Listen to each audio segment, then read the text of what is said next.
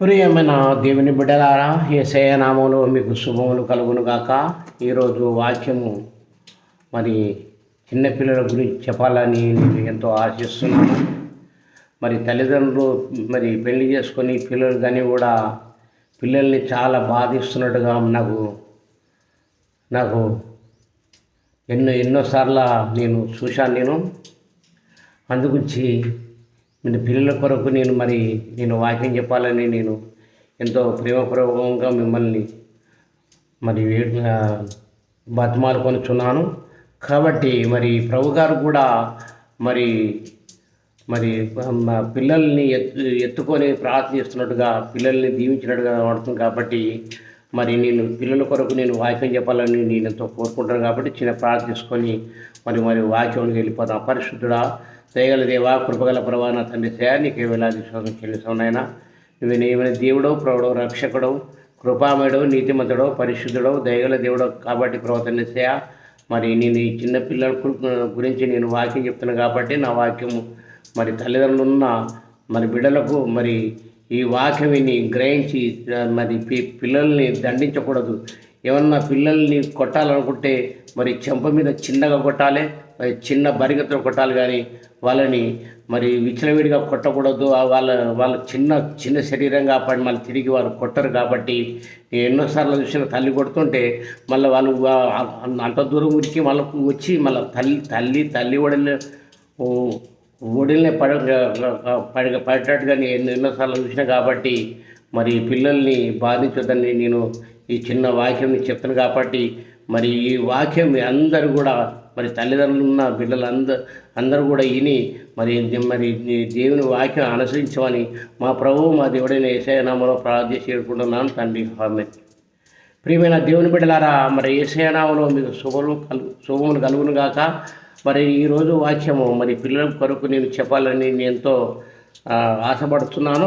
మరి నా ఆశ మీరు నెరవేర్చాలనుకుంటే మీరు మీ కన్న పిల్లల్ని మీరే కాపాడాలనుకుంటే వాళ్ళని మరి దండించే విధముగా దండించాలి. కానీ వాళ్ళని గుద్దుడు, తన్నుడు, మరి చెయ్యిలిడుచుడు, కాలుచుడు మరి ఇలాంటి చేస్తే పిల్లలకి ఏమైనా కూడా ఎంత బాధ ఉంటుందో చెప్తున్నారు. మరి మీ కోపం వచ్చినప్పుడు అట్లా మీరు చేస్తారు, కానీ వాళ్ళకి ఏమైనా హాని అయినప్పుడు తర్వాత మీరే బాధపడతారు. కాబట్టి మరి ఎట్టంటే వాళ్ళకి ఏమైనా అయినప్పుడు కూడా ప్రభుత్వం ఊరుకోదు, మిమ్మల్ని దండిస్తుంది. కాబట్టి మరి జాగ్రత్తగా ఉండాలని నేను ఎంతో మిమ్మల్ని బతమాలుకుంటూ మరి ఈ వాక్యంలో నేను పోతాను. కాబట్టి దయచేసి మీరందరూ కూడా మరి మీరు ఈ వాక్యం విని మరి మీరు దేవుని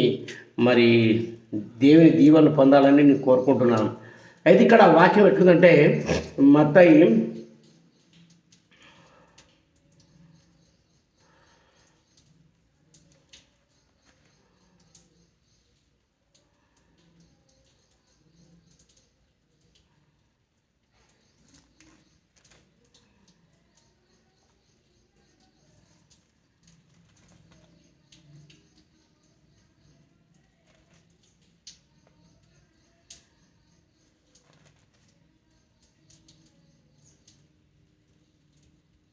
7వ అధ్యాయము 7వ వచనం.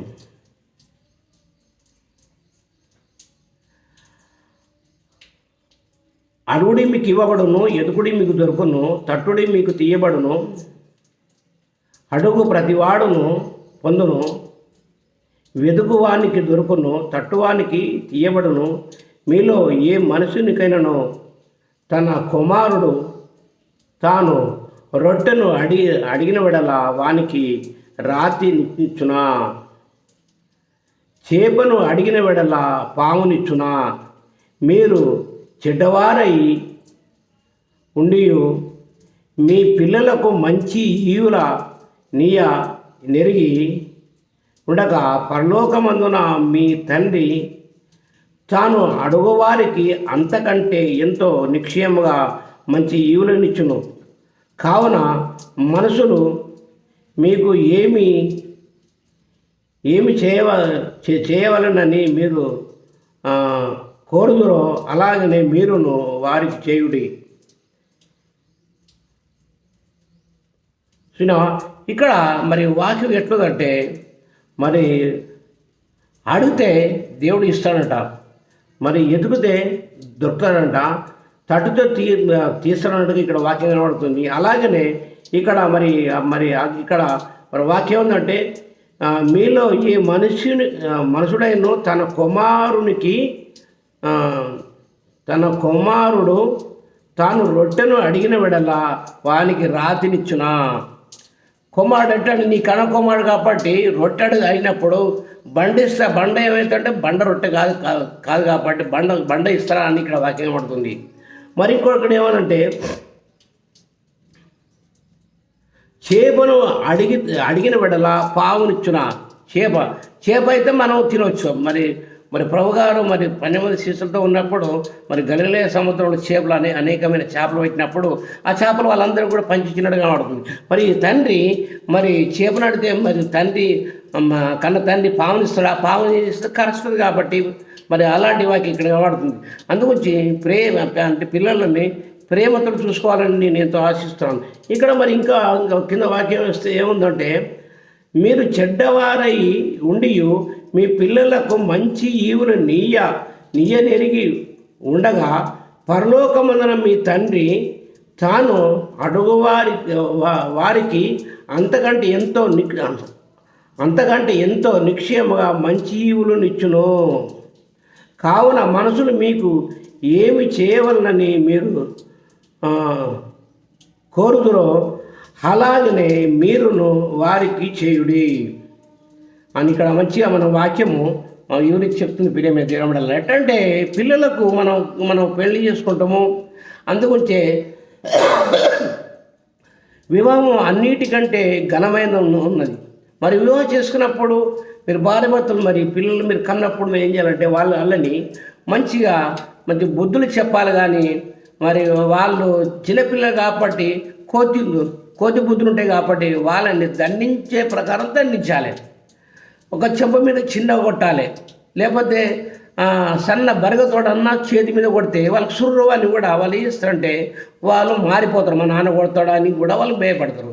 కొందరు వేస్తారంటే మరి తల్లి అయినను తండ్రి అయిన వాళ్ళు తంతుంటారు, మరి గుద్దుతుంటారు. వాళ్ళు చిన్న శరీరం కాదు, మీది పెద్ద శరీరం కాబట్టి వాళ్ళు గుద్దుతుంటారు, వాళ్ళు తన్నుతుంటారు. ఏమైందంటే వాళ్ళకు అపాయం అవుతుంది, చనిపోతారు. కొన్ని ఏరియాల్లో మరి పిల్లలు కూడా కొడుతుంటే చనిపోయే పరిస్థితి కూడా ఉంటుంది. కాబట్టి అలాంటి చేయొద్దని నేను ఇక్కడ వాక్యంతో మిమ్మల్ని హెచ్చరిస్తున్నాను. ప్రియమైన దేవుని బిడ్డలారా, ఎట్టంటే మరి తండ్రి మరి కుమారుడు మరి రొట్టె నడితే మరి బండ ఇయ్యాడు కదా, రొట్టె ఇస్తాడు.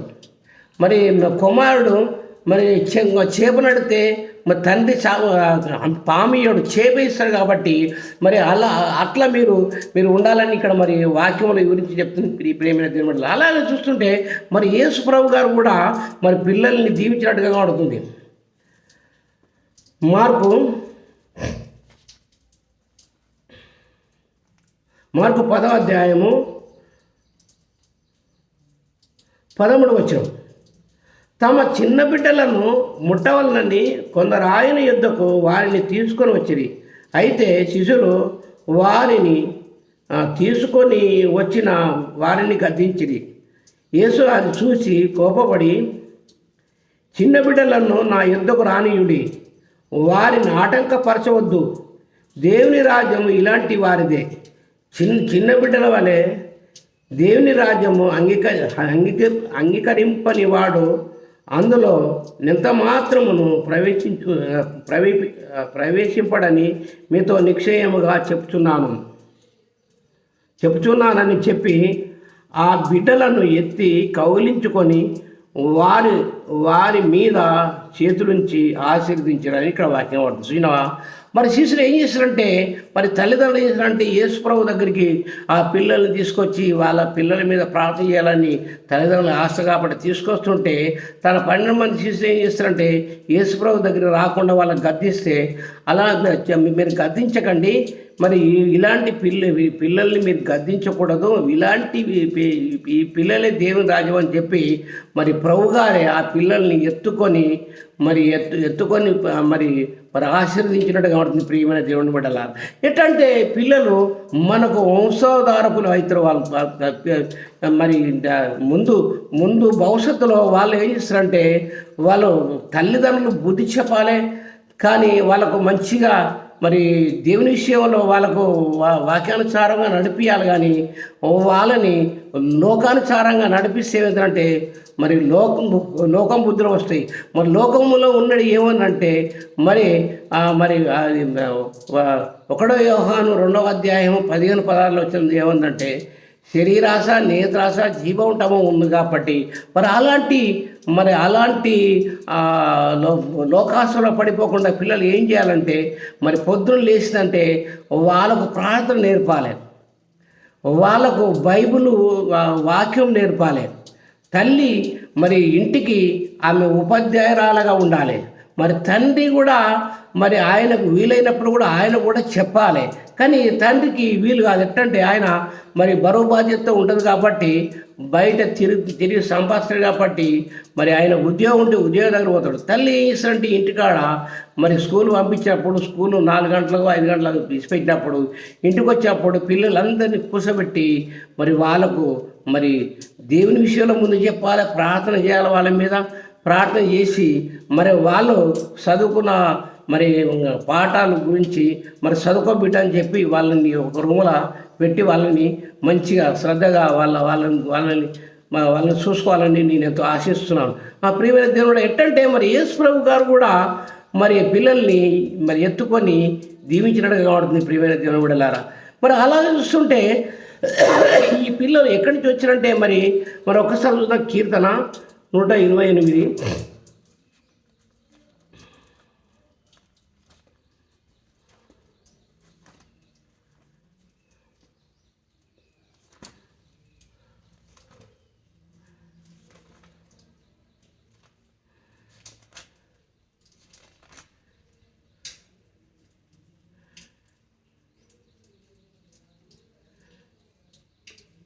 కీర్తన 127 3వ వచనం ఏముందంటే కుమారులు యెహోవా అనుగ్రహించు శాశ్వతము, గర్భఫలము ఆయన ఇచ్చు బహుమానమే.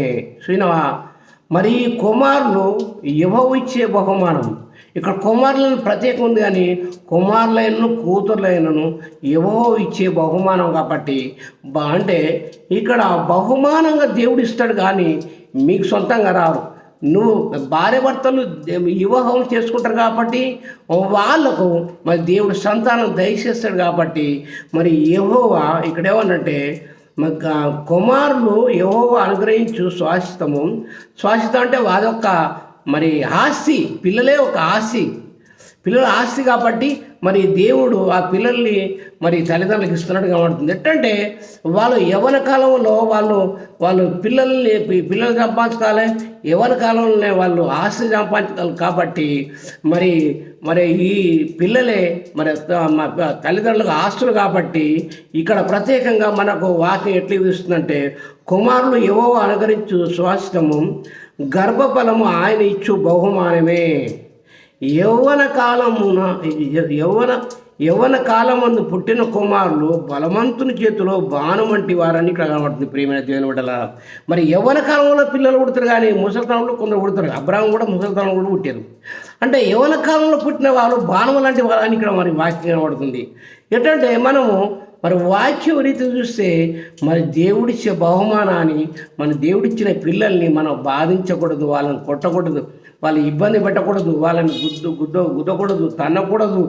ఏమన్నా కోపం వస్తే పిల్లలు మరి ఎట్టంటే పిల్లలకు ఉన్న చిన్న గుణం కాబట్టి కోతి గుణాలు కాబట్టి కోతి ఏం చేస్తుంది? కోతి అది ఎంత పెద్ద కోతి, అంత పెద్ద వయసు కోతి అయినా అది కోతి అంటారు కాబట్టి పిల్లలు కూడా కోతి లాంటి గుణాలు కాబట్టి వాళ్ళు ఏం చేస్తారంటే అడుగుతుండ్రు, ఇడుగుతుండ్రు, అది ఎక్కుతుండ్రు కాబట్టి వాళ్ళు దండించేంత వరకు దండించాలి. మరి సన్న బరిగతో కొట్టాలి, చెప్పు మీద ఇట్లా కొట్టాలి. కానీ గుద్దుడు తన్నుడు ఇలాంటి చేస్తే ఏం చేస్తారంటే పిల్లలకి ఏమవుతుందంటే ఫ్యూచర్లో వాళ్ళు మరి అంగహీనులు అవుతారు, బలహీనులు అయిపోతారు. కాబట్టి ప్రియమైన దేవుని బిడ్డలారా, మరి ఎట్టంటే ఇక్కడ మరి వాక్యం చూసేవానంటే మరి ఈ పిల్లలు ఎవరిస్తారంటే నీ పిల్లలు గారు, వాళ్ళు దేవుడిచ్చిన బహుమానం కాబట్టి వాళ్ళని కాపాడుకునే బాధ్యత. ఎట్టంటే నీ వంశం కాబట్టి నీకోసం కాబట్టి నీ పిల్లల్ని కాపాడుకున్న బాధ్యత మీద కాబట్టి మరి ప్రియమైన మరి మిత్రులారా, మరి తల్లిదండ్రులారా, మీకైతే నేను హెచ్చరిక చేసి నేను చెప్తున్నాను. చాలామంది ఏం చేస్తారంటే మరి పిల్లలు కొంచెం పెద్దగా అవుతుంటే వీళ్ళు మద్యం తాగి పిల్లలు కూడా మద్యము కూడా తాగిపించే వాళ్ళు చాలామంది కనబడుతుంటారు. అలాంటివి చేయకండి. పిల్లలు ఎట్టంటే చిన్నప్పటి నుంచి మద్యం సేవిస్తుంటే వాళ్ళ ఆరోగ్యాలు చెడిపోయి వాళ్ళు చనిపోతారు. కాబట్టి మరి మద్యం కూడా సేవించకూడదు. చాలామంది కూడా నేను చూస్తూ ఉన్నాను. నేను వాళ్ళతో తండ్రి తల్లి తాగుతుంటారు, మళ్ళీ వాళ్ళతో సహా పిల్లలు కూడా తాగిపిస్తుంటారు. అది మద్యం అనేది మంచిది కాదు. నువ్వు దేవుని నమ్మినా కాబట్టి దేవుని అడుగుజాడలు నడవాలి. అందుకని ఏమనంటే క్రీస్తు పోలి నడవాలని మరి వాక్యం పడుతుంది. ప్రియమైన దేవుడు ఉండాలి. ఇక్కడ వాక్యం ఏంటంటే కుమారులు యెహోవా అనుగ్రహించు స్వాస్థ్యము, గర్భఫలం ఆయనిచ్చు బహుమానమే. యవ్వన కాలం ముందు పుట్టిన కుమారులు బలవంతుల చేతిలో బాణం వంటి వారని ఇక్కడ ప్రత్యేకంగా పడుతుంది. చూసినావా ఎట్టంటే ఇక్కడ మనకు వాక్యం మంచిగా కనబడుతుంది. కాబట్టి ఇక్కడ మన కింద ఇంకా మరి 128 3వ వచనం ఉందంటే నీ లోగిట నీ భార్య ఫలించు ద్రాక్ష వలి ఉండును, నీ భోజనపు బల్ల చుట్టూ నీ పిల్లలను ఓలివ మొక్కల వలె నుందురు అని ఇక్కడ కనబడుతుంది. చూసినావా యెహోవా యందు భయభక్తులు గలవాడు ఇలాగా ఆశీర్వదించబడును అని ఇక్కడ వాక్యం పడుతుంది. చూసినావా మరి నీ బల చుట్టూ నీ పిల్లలు ఓలివ మొక్కల వాళ్ళ ఉంటారంట. ప్రియమైన మిత్రులారా, మరి ఎట్టంటే మరి మనము మరి పిల్లల్ని మనము కన్నప్పుడు వాళ్ళని శ్రద్ధగా వాళ్ళు కాపాడుకోవాలని నేను ఎంతో ఆశిస్తున్నాను. మిమ్మల్ని బతిమాలుకుంటున్నాను, మిమ్మల్ని పాదాభి వందములు చేస్తున్నాను. ప్రియమైన మిత్రులారా, ప్రియమైన దేవుని బిడ్డలారా, ఎట్టంటే మరి దేవుడిచ్చిన బహుమానాన్ని మనము వాళ్ళని బాధపడితే ఏమొస్తుంది? కొందరికి చదువు వస్తుంది, కొందరికి చదువు రాదు. వాళ్ళ వయసు వచ్చినప్పుడు ఏదో కష్టం తీసుకొని పోతారు.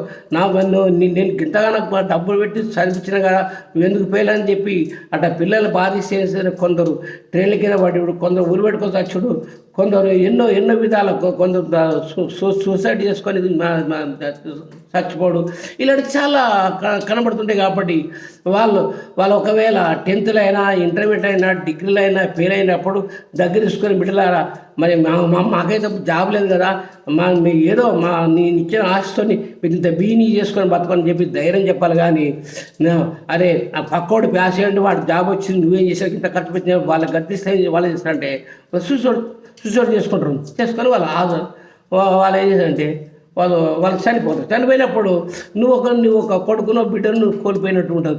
కాబట్టి అలాంటి కూడా పిల్లల్ని కూడా చేయొద్దని నేను మనసుపూర్వకంగా మిమ్మల్ని బతమాలుకుంటున్నాను. ఎట్టంటే మరి దేవుడు వాక్యం చాలా మరి ఎట్టంటే మంచిగా మనకి వివరించి చెప్తుంది. కాబట్టి మరి ఆ వివరించినట్టుగా మనము మరి దేవుని యందు మరి విశ్వాసం కలిగి మరి తన పిల్లల్ని మీరు కాపాడుకోవాలని నేను ఎంతో ప్రేమపూర్వకంగా మిమ్మల్ని అడుగుతున్నాను. అయితే ప్రియమైన మిత్రులారా, ఎట్టంటే ఇక్కడ మనం వాక్యం ఎట్లుందంటే మరి పిల్లల్ని మనం కాపాడుకోవాలని ఇక్కడ వాక్యం పడుతుంది. ప్రియమైన మిత్రులారా, మరి కాపాడుకోవాలి. కాబట్టి మనం కూడా మరి పిల్లల్ని మరి పెంచే బాధ్యత మనది. అలాగే మత్తయి 19వ అధ్యాయం 13వ వచనం.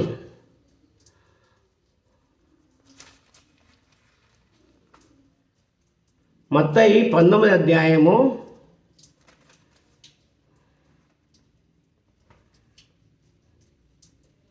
13వ వచనం.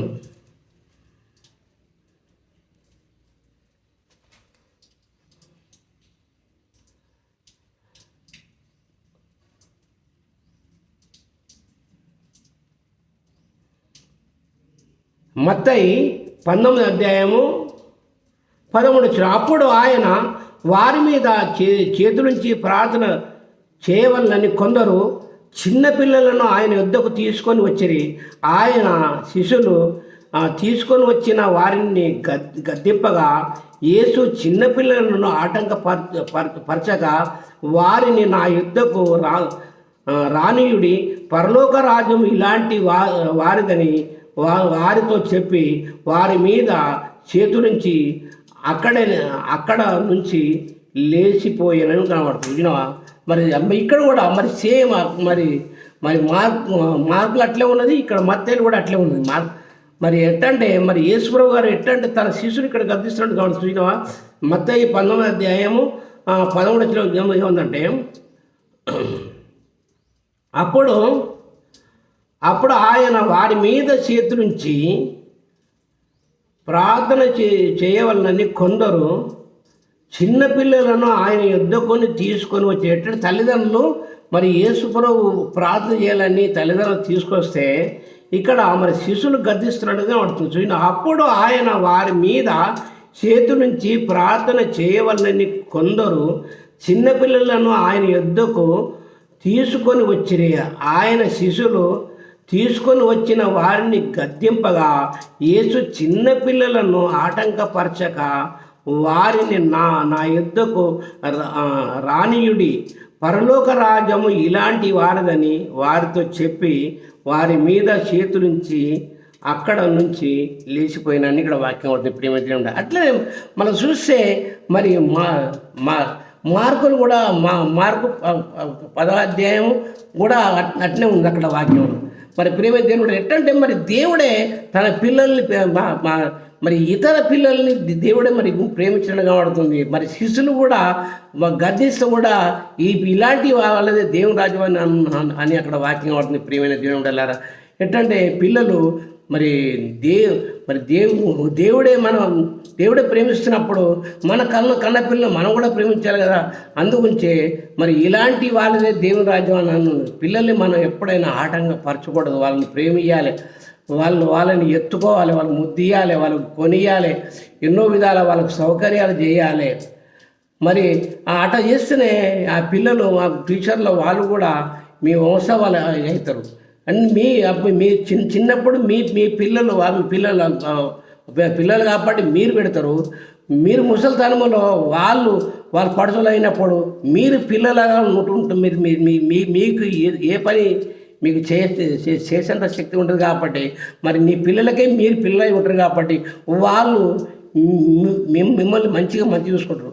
ప్రేమైన దేవుని బిడ్డలారా, అందుగురించి మరి పిల్లల్ని ఎప్పుడు కూడా వాళ్ళ ఆటంకపరచకూడదు, వాళ్ళని బాధించొద్దు, కొట్టొద్దు, తిట్టొద్దు, ఎలాంటివి కూడా వాళ్ళ అనొద్దు. అంటే మరి ఎట్లంటే చిన్న పిల్లల్ని మరి కొట్టొద్దని ఎంతో మన వాక్యం మనకు కనబడుతుంది. ప్రేమైన దేవుని బిడ్డలారా, ఎట్లా మన వాక్యరీతి నడవాలనుకుంటే మరి చాలా మరి మనకు మరి ఎంతో భయంకరంగా కనబడుతుంది. అలాగే చూస్తుంటే మనము మరి ఇక్కడ మరి ఇంకొక అధ్యాయం చూసుకొని ప్రార్థన చేసుకుందాం.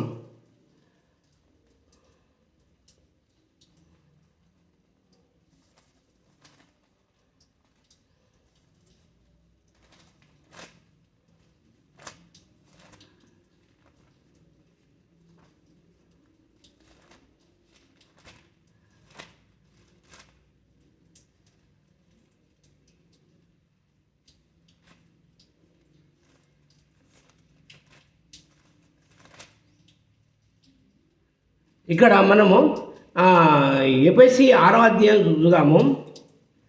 పిల్లలారా, ప్రభునందు మీ తల్లిదండ్రులకు విధేయులై ఉండుడి, ఇది ధర్మమే. నీకు మేలు కలిగినట్టు నీ తండ్రిని నీ తల్లిని సన్మానింపము, అప్పుడు నీవు భూమి మీద దీర్ఘాయుష్మంతుడగుదువు. ఇది వాగ్దానముతో కూడిన ఆజ్ఞలో మొదటిది. తండ్రులారా, మీ పిల్లలకు కోపము రేపగా ప్రభు యొక్క శిక్షలోను బోధలోను వారిని పెంచుతున్నావా.